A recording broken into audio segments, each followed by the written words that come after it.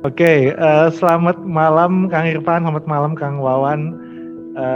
Merupakan satu kebahagiaan nih dari tengah-tengah kesibukan bisa hadir di sini. Kita pengen ngobrol-ngobrol, terutama ingin memberi wawasan ke teman-teman SMA 3, bahkan yang muda-muda bahwa ternyata di Garuda ini banyak teman-teman kakak-kakaknya atau mungkin adik-adiknya di SMA 3 yang pasti punya pengalaman banyak. Jadi nanti pengen nanya-nanya sedikit untuk memberi wawasan ke teman-teman alumni. Jadi ini pertanyaan pertama untuk Kang Irfan ya. Ini sebagai dirut nih, ini pasti banyak banget yang ngurusin pilot, ngurusin pegawai yang begitu banyak. Itu gimana sih caranya, tips yang memanage perusahaan segede Garuda semacam gini? Mungkin boleh share Kang Irfan. Ya, sebenarnya nggak terlalu masalah sih mau besar atau kecil ya, karena at the end of the day ini kan kita ngomong pegawai ini kan bukan angka tapi orang ya. Dan saya selalu ngelihat kalau namanya pegawai tim, saya nggak pernah bilang pegawai saya juga jarang lah bilang karyawan, tapi saya bilang tim lah ya. Namanya juga tim member itu kan manusia ya.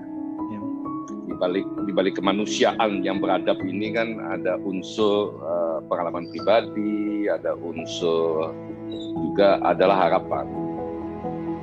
Nah, artinya ketika kita memimpin satu unit dengan tim member, kita mesti menyadari sekali latar belakang dan pengalaman masing-masing. Jadi, misalnya contohnya nih ada Kang Mulia nih kapten, gitu kan. Kita kan mesti tahu lah bahwa kenapa sih seseorang mau jadi kapten dulu, gitu kan? Karena itu penting untuk dijawab dan tentu saja berdasarkan pengalaman anggota-anggota tim, kemudian terus juga harapan-harapan yang ada itu kalau kita gabungin ini adalah bagaimana kita mencapai tujuan bersama. Yang paling enak kan itu jadi dirut kan, kita kan nggak kerja kita yang bagian memotivasi dan nyuruh-nyuruh kan. Tapi nyuruh gampang lah ya, tapi memang motivasi dan waktu saya pertama kali masuk Garuda saya juga bilang saya mau cari temen di sini, umur saya udah segini, mestinya udah pensiun gitu mestinya kan. Tapi diserahin amanah ya dijalankan dan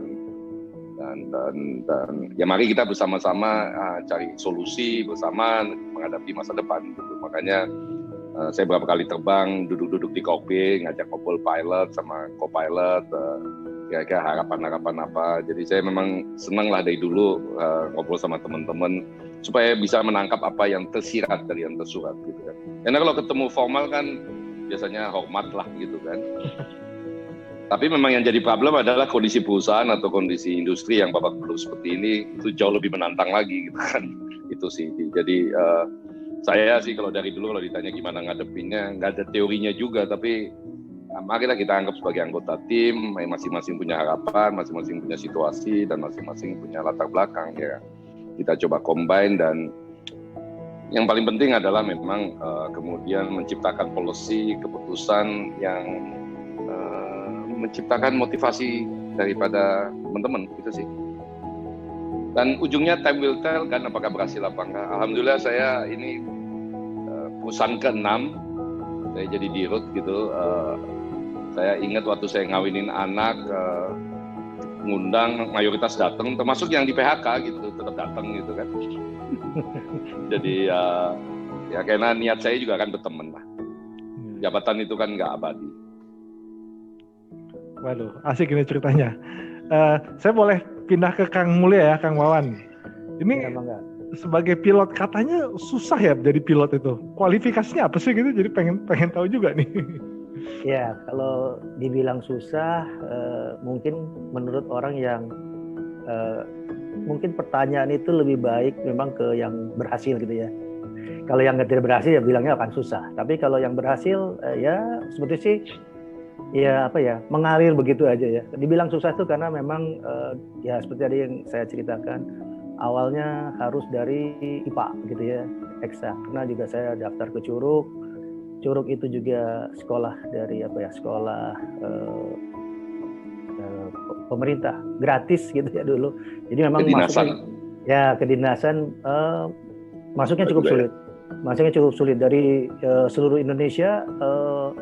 Disaring terakhir itu saya masuk dalam satu angkatan 60 orang. Dari 60 orang begitu lulus ya 50 lah. Itu masih termasuk persentase terbaik selama ini. Jadi sebelumnya senior-senior saya banyak biasanya kelulusan separuh dari yang masuk. Jadi segitu ketatnya saat itu untuk untuk lulus menjadi pilot dari sekolah di Curug gitu. Nah, mungkin kaitan kalau dengan tadi yang ditanyakan Kang Hadi gitu ya, sulit nggak sih masuk Garuda gitu ya? Ya kembali lagi Garuda itu memilih juga gitu ya, memilih juga untuk siapa-siapa yang akan dia rekrut. Selain Garuda sendiri juga sebelumnya merekrut dari lulusan SMA gitu disekolahkan sama Garuda ada. Jadi ada disekolahkan ke Curug, ada disekolahkan ke luar negeri. Ya bicara sulit karena selain bicara knowledge ya untuk kita bicara juga skill, dalam hal ini motorik. Jadi motorik kita juga harus terasah, itu aja sih sebetulnya. Sama aja kalau orang bawa mobil misalnya, dari 10 orang akan beda-beda gayanya, akan kelihatan oh yang jago yang ini gitu lah. Ya, kira-kira gitulah. Jadi di seperti waktu waktu training di Curug dulu juga kita ada yang namanya aptitude-nya. Jadi sekian jam progresnya harus bisa ini, kalau tidak bisa selesai gitu. Kira-kira gitu. Bicara soal sulit masuk Garuda, intinya sih sebetulnya ya itu tadi aja. Masalah disiplin dan taat sama prosedur aja sih. Di Garuda sih itu sih. Mungkin Kang Irfan lebih paham lah. Sekarang di mana ngelihat di Garuda seperti apa? Iya nih. Ini Kang Irfan nih, saya ngikutin Kang Irfan cukup lama nih. Kalau nggak salah dulu, saya boleh nyebutin nama company dulu ya, Cisco kalau nggak salah ya. Saya pernah kami di Bandung, Kang Irfan jadi pembicara, saya dikerjain habis sebagai penonton waktu itu, masih ingat Kang Irfan.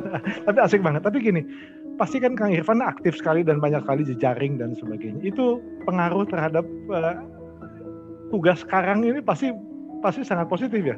Gimana tuh? Apakah teman-teman, mungkin teman SMA 3 dulu atau apa gitu? Ya memang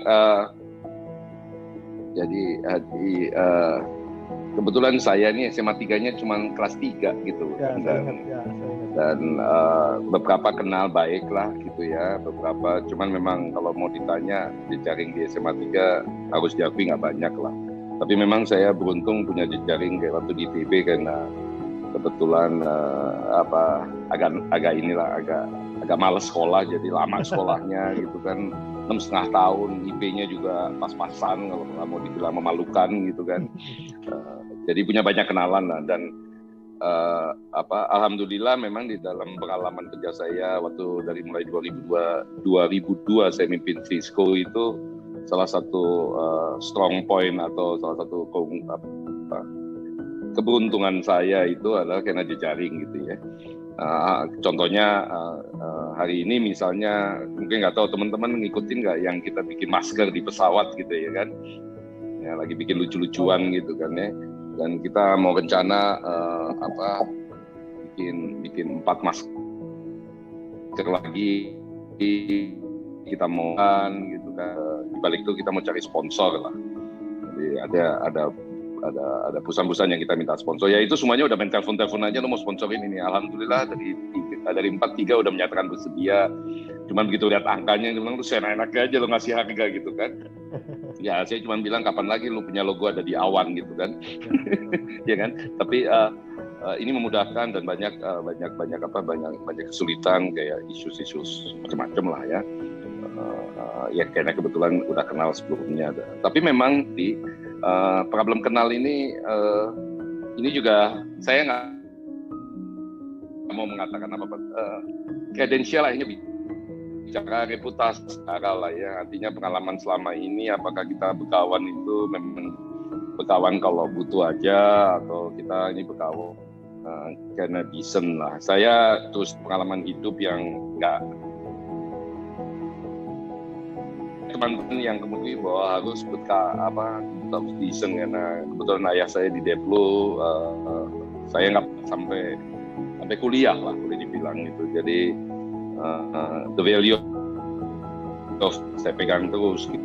Alhamdulillah saya jaga janji, saya jaga ini dan teman-teman juga nyoba lah.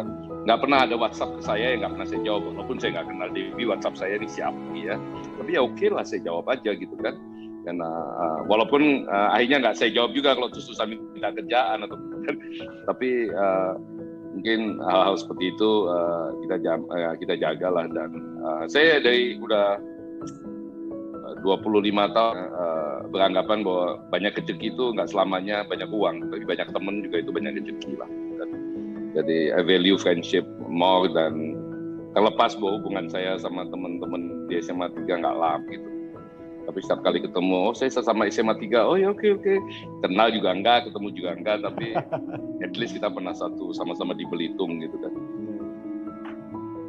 Ya ini saya boleh share ini, jadi waktu sebagai alumni kita di TB gitu satu angkatan, ini Kang Irfan tuh rajin banget kalau lagi menggalang dana satu persatu diteleponin, di WhatsApp-nya memang luar biasa itu keren banget. Ya memang ya kalau soal kebetulan kita seangkatan dan banyak keperluan ya. Alhamdulillah kalau WhatsApp teman-teman untuk minta dana gampang, tapi alhamdulillah mudah-mudahan dipercayalah selama ini bahwa asisten pun saya ambil gitu kan dan nggak pernah minta dana buat tapi lumayanlah berapa kali berhasil ngambil dana dalam waktu cepat. Yang paling menarik waktu kita supporting buat E2 ya. Nah, itu kafe di TB itu ada satu kafe kebetulan yang dinamain E82 yang bikin, terus yang bikin itu bilang wah kita kekurangan dana, ya udah saya bilang meja saya jual 25 juta, kursi saya jual 5 juta, itu kumpul 400 juta. Ya sambil panas-panasin, ledek-ledekin gitu segala macam. Yang direksi BUMN waktu itu lu masih mau jadi direktur nggak, kalau lu sumbang lah, kalau nggak gue bilang sama menterinya lu dipecat gitu kan ya. Tapi ya fun aja ya dia. Betul. Yang penting saya ngerasain IT itu tuh fun banget gitu ya. Dan punya markas besar di tengah, di pusat di TB punya markas besar gitu. Betul. Nih Kang Mulia, Kang Pawan, tiba-tiba pernah ngebayangnya sih punya bos gede itu teman seangkatan gitu, pernah ngebayangin? Nggak pernah. Oh, surprise makanya nggak pernah gitu loh, nggak pernah. Makanya begitu, waduh, Kang Irfan ini jadi DZ ya, di Garuda itu namanya sandinya DZ untuk direktur utama. Nah, begitu jadi DZ di Garuda, wah saya bangga gitu ya, karena selama ini jarang yang dari Bandung gitu. Ya, tapi kalau untuk level direksi ada lah ya beberapa yang tapi paling banyak memang lulusan ITB jadi direksi di Garuda. Nah, jadi untuk direktur utamanya sih, wah ini baru kali ini yang dari SMA 3. Biasanya dari bank kebanyakan. Luar biasa nih Kang Aya. Terus terang, selama Kang Aya di Garuda saya belum pernah ketemu ya. Iya nih, baru tahu bahwa ada angkatan sama tiga. Saya nggak pernah WA ya Kang ya. Tapi WA juga nggak apa-apa. Mudah-mudahan nggak diri jadi WA. Takut konflik of interest nanti Kang. Kapan-kapan mesti naik pesawat yang kamu lihat yang terbang. Boleh tuh di arrange gitu ya. Angkatan 82 ditambah siapa, Debbie kalau mau ikut boleh gitu. Tur kemana gitu ya. Saya yang bawa deh. Tapi ini loh, teman-teman sekalian di Garuda salah satu yang paling menakjubkan ya. Memang dari dulu kan kita terusin lah itu. Yang kedua kualitas pilotnya memang menakjubkan walaupun ada beberapa yang biasa lah gitu kan. Tapi secara skill segala macam, saya berapa kali dulu sebelum masuk Garuda, naik Garuda itu kalau mendarat ditepokin tangan gitu, bule-bule pada tepok tangan, memang kampung bener sih. Ternyata memang itu skill yang nggak gampang. Ya, betul. Gitu loh. Menerapkan pesan mulai gitu kan. Ya, jadi memang membanggakan dan mudah-mudahan kita bisa teruskan lah ini sampai kapanpun lah gitu kualitas ini dan kebanggaan ini. Tapi saya share bener, mendarat sama Garuda tuh waduh nyaman banget ya. Foto tetangga sebelah saya bilang, waduh ini mendarat atau jatuh? Nggak tahu itu benar itu. Dan ya soal skill itu ya saya udah pernah buktiin. Jadi dulu waktu setelah Krismon di mana Garuda kelebihan pilot gitu ya, sementara di luar butuh pilot. Itu saya sempat dipinjamkan ke Korea, Asiana Airlines. Jadi ada pilot itu ada, waktu itu saya masih terbang 747. Itu ada yang ke Norwegia, ada yang ke Swiss, ada yang ke Korea gitu ya. Nah, saya dapat yang ke Korea waktu itu. Ya kalau saya compare gitu ya antara soal skill memang beda gitu ya. Memang beda gitu. Jadi ya ini kita terima kasih atas didikan senior kita dulu gitu. Itu memang kelihatan gitu dari sisi skill. Cuma satu kelemahan kita budaya baca aja. Itu orang Indonesia kalahnya di situ aja. Kalahnya budaya baca aja. Saya ini agak curcol sedikit ya. Jadi saya waktu kelas 2 SMA kebetulan sekolah saya di Singapura ya, karena orang tua lagi dinas sana, itu ada sekolah Indonesia. Jadi dan saya share sama teman-teman juga di Garuda gitu. Jadi malam-malam kita makan malam lah sekeluarga. Tiba-tiba bapak saya nanya sama kakak saya waktu itu kelas 3 SMA, kamu mau kuliah di mana? Dia bilang aku mau ke Amerika. Bapak saya udah marah-marah aja loh, enak aja, emang lu pikir gue mesti korupsi gitu kan? Nggak ada duit gitu kan? Udah cari sekolah di Jakarta atau di Indonesia. Ini dia bilang yaudah saya ke Bandung aja lah gitu kan. Nah itu kelas 3 kakak saya, dan akhirnya dia masuk ke kedokteran Unpad, sekarang jadi kepala rumah sakit di Cimacan gitu. Terus bapak saya ngeliat saya, terus dia dengan enteng dia bilang, kamu mau sekolah apa nanti? Saya juga sambil makan, sambil ketawa-ketawa, bilang mau jadi pilot.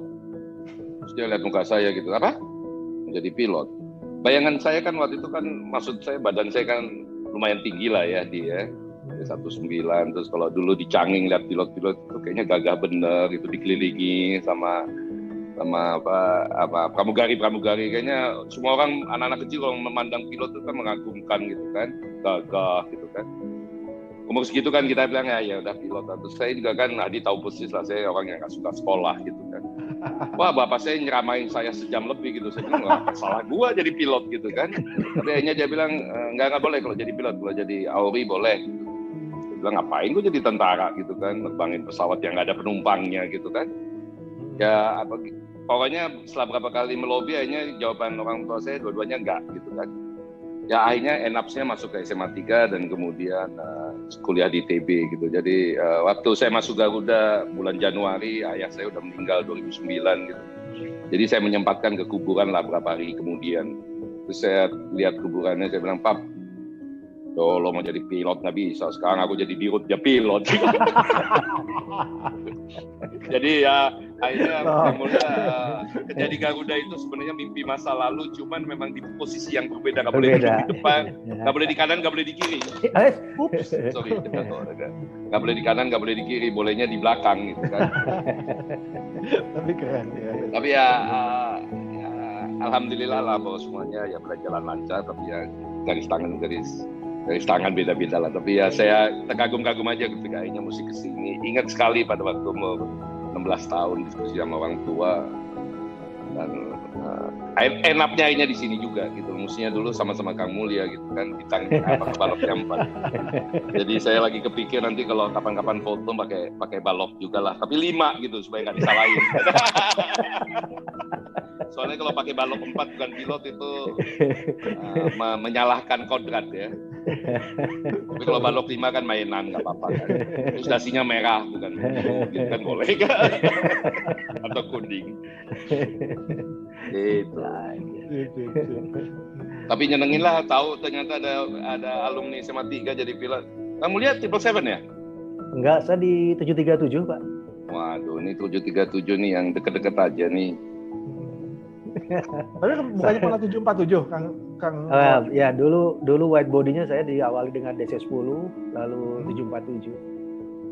Jadi terus waktu 737 ini sebenarnya ada kesempatan untuk join ke wide body, cuma saya malas. Jadi ketemu winternya, aduh nyari makan gitu.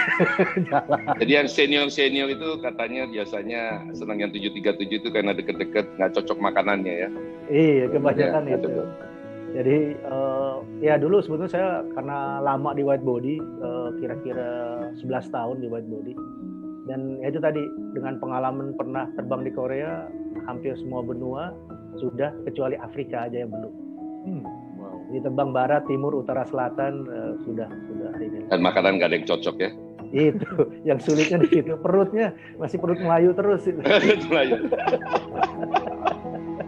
Pernah ngitung berapa negara Kang Mulya, Kang Wawan? Kenapa? Berapa negara pernah ngitung? Aduh nggak lupa saya nggak ngitung ya karena kejak saya macam sini.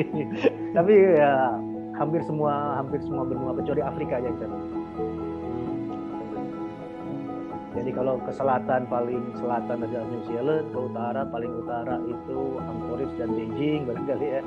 Kalau ke barat paling jauh ya Paris, Madrid, pernah ya, London.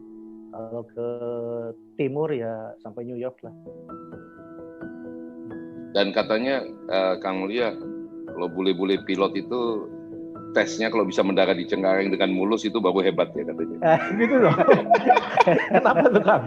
Kenapa itu? Mungkin bukan soal mendaratnya, untuk unik. Jadi setiap airport itu punya keunikan. Uniknya ya ini trafficnya.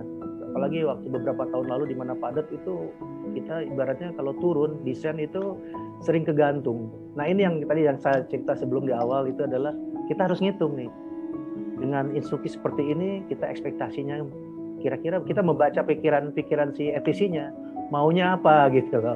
Nah ini di Cengkareng ini yang unexpected gitu loh. Hitungan-hitungan seperti ini yang kita harus harus cepat gitu loh. Sebenarnya kalau di luar itu kalau di luar negeri itu tertata. Predictable ya. Iya, predictable. Jadi paling bagus kalau saya lihat Singapura. Gitu. Jadi Singapura tuh kalau mau mendirect kita ke satu waypoint atau untuk pendaratan gitu, dia kasih tahu distance Anda sekian mil. Kita udah tahu. Kita tinggal ngitung ketinggian kita segini, ketinggian apa kerendahan gitu. Itu sudah bisa jadi jadi patokan. Nah waktu itu beberapa tahun yang lalu kalau Cengkareng waktu masih crowded agak sulit memang untuk approach dan landing di Cengkareng. Itu aja sih sebetulnya. Kalau pendaratan sih kalau di Indonesia tuh hebatnya adalah kenapa?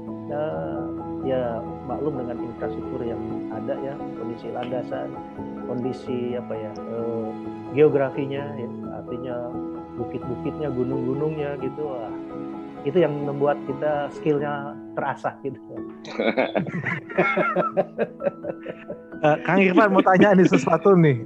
Seandainya misalnya nggak ada COVID nih gitu ya, ngebayanginnya Garudanya waktu itu mau diapain gitu.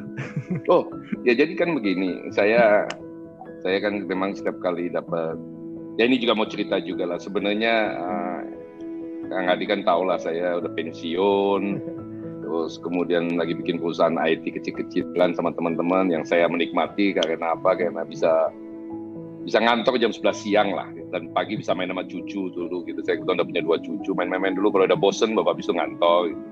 Dan saya orang malam lah gitu kan. Ya tiba-tiba dipanggil sama kawan-kawan lah gitu kan untuk balik lagi ke BUMN gitu. Sekarang saya udah menginap-inap dan tadinya nggak di sini.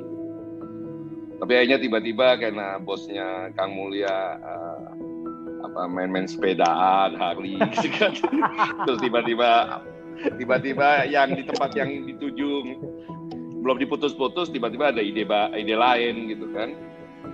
Ya udah, jadi memang cuman hampir 10 hari lah kasih kesempatan ya, saya baca-baca dan selintas sih kelihatannya kan Garuda begitu terus gitu. Tapi selintas saya pikir ini kelihatannya kelihatan lah clue-cluenya. Terus kemudian pada waktu dilantik ketemu sama direksi kita hari pertama meeting sampai jam 1:30 pagi gitu kan. Dan istri saya begitu saya pulang sampai rumah jam 3 dia tanya ini berapa hari di begini nih. Ya 3 bulan lah saya bilang gitu kan.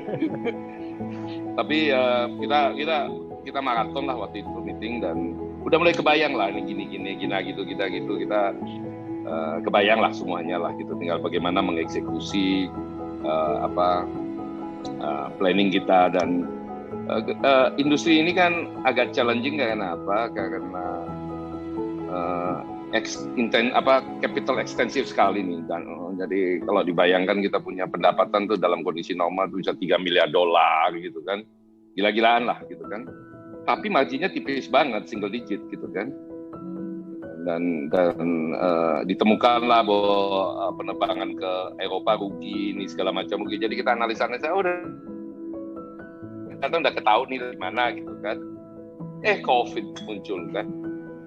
Dan saya tuh waktu COVID pertama kali di Cina masih senyum-senyum aja lah, Cina jauh lah, saya bilang gitu kan. Tapi saya selalu cerita sama banyak orang, yang paling memukul saya dan akhirnya saya bilang, wah ini serius, itu adalah waktu umroh ditutup. Dan itu pagi-pagi jalan ke kantor, kebetulan ada supir, jadi saya lagi buka-buka WhatsApp, gitu tiba-tiba ada berita ditutup, itu umroh hidup saya jatuh. Dan ini baru berapa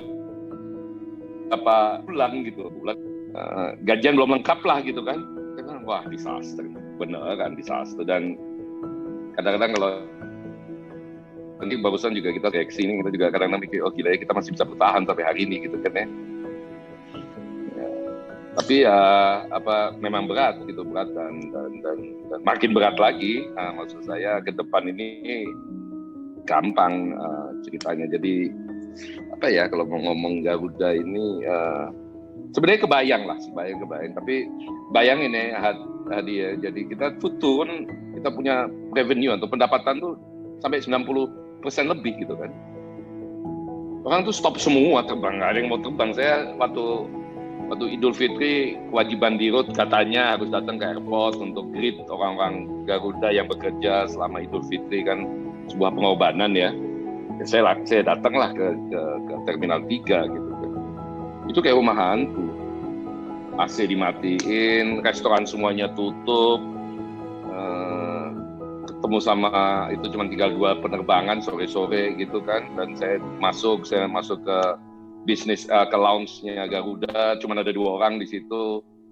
Terus kemudian saya lihat ke bawah, yang nunggu di ekonomi ada sekitar 5-7 orang gitu, semuanya lagi bingung cari minum. Karena nggak ada restoran yang buka. Dan itu gelapnya minta ampun. Jadi waduh, saya bilang wah ini disaster nih. Padahal tahun sebelumnya menjelang Lebaran saya ke airport itu udah kayak pasar gitu kan. Dan kita sekarang napak satu demi satu, kita kampanye ayo terbang gitu kan, because you matter, terbang Garuda aman, distancing. Tapi ya banyak pengalaman dan banyak teman. Saya juga poleh sepanjang 7 bulan ya. 7 bulan. Kapten Mulia juga mungkin ngalamin lah beberapa nggak terbang-terbang. Saya tahu lah kalau pilot terus kemudian mobil Garuda nggak datang, pasti tetangga nanyain, Pak udah nggak kerja lagi Pak gitu kan. Sementara dari hari pertama ini kita direksi, saya nggak pernah WFA gitu kan. Wah semua orang bilang wah ini di route-nya pendekar sekali. Walaupun saya bisik-bisik kadang-kadang. Ya habis kok kalau di rumah juga susah juga, dimarahin mulu sama bini gitu kan. Tapi the problem itu kan, bangsa kita itu kan sangat senang dengan simbolisasi ya. Jadi saya bilang saya nggak bisa kerja di rumah. Bukan karena apa-apa, karena bayangin kalau semua orang Garuda lihat lantainya direksi gelap kan, di kepalanya mereka seperti apa. Dan mayoritas kita masih terang sampai jam 12 malam gitu kan. Datang juga saya juga jam 8 pagi setiap hari gitu ya. Saya juga ya akhirnya yang saya kasih pesan sama teman-teman direksi manajemen gini, keras deh, bukan apapun yang kita pikirkan kita perlu bantu siapapun penumpang yang mau menumpang gampang ya kan. Terus ya habis itu ya banyak berdoa aja udah, mudah-mudahan dikasih jalan dan bisa bertahan sampai hari ini ya. Kita juga suka kagum-kagum gitu, sementara teman yang lain udah babak belur. Dan industri ini akan babak belur nih setahun 2 tahun ke depan Hadi. Ya. Babak belur habis. Saya meyakini gini, artinya ini masalah tuh begitu gedenya harus ditanganin sama anak SMA 3 gitu.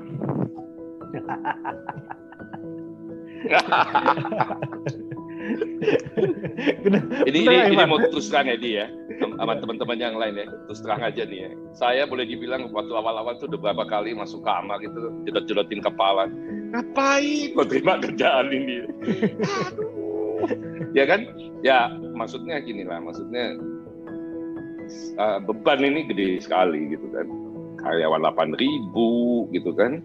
Terus kan kita ngomong connectivity ya. Gampang bilang nggak terbang itu gampang, tapi bayangin menjelang Lebaran orang dari yang kerja di Balikpapan, di Tambang mau pulang gitu, nggak bisa pulang. Kan kebayang kan? Jadi Mejan udah 6 minggu dia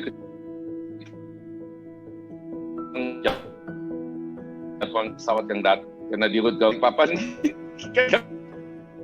bisa enteng. Jadi udah babak belur, udah bidang di belum khawatiran teman-teman ini terpapar yang naik pesawat ya kan.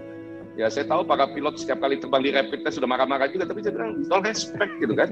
Ya, kita melakukan itu terus-menerus gitu kan. Kadang-kadang waduh kok hidup gue bebannya berat gitu kan. Nyeselin juga terima kerjaan begini toh gitu main-main. Enggak gitu kan. Tapi di balik itu juga kadang-kadang juga, dan hari ini makin lebih banyak lah ya rasa bersyukur bahwa apa ya, kan nggak banyak orang yang dikasih kesempatan begini kan. Ya mestinya kan kita ambil dan kita tunjukin lah, nggak usah jangan malu-maluin ITB, jangan malu-maluin SMA 3 kan. Teman-teman kan di sini juga nggak pengen dengan alumni SMA 3 ya geblek ya gitu kan, nggak mau juga gitu kan. Ya beban ini kan juga mesti dibawa gitu kan. Belum kalau tahu nggak, saya kan ini di BUMN yang kedua, dulu kan pernah pegang inti ya, Greg ya. Ya betul. Jadi pernah waktu itu Bandung 3,5 tahun gitu. Iya. Ini satu-satunya direktur penerbangannya jadi marketing juga ya Irfan lah kayaknya. Di WhatsApp gue mau jadi marketing juga. Ya kan ini kan gue bukan latar belakang airlines lah gitu kan. Dan mencoba mempelajari ini kan mungkin butuh bulanan, butuh tahunan lah kita kan tahu gue nggak cerdas amat gitu kan. Tapi waktu saya bersama teman-teman Garuda saya bilang saya mungkin nggak ngerti airlines, tapi dengan segala hormat saya ini penumpang paling lama karena umur 2 bulan udah naik pesawat saya.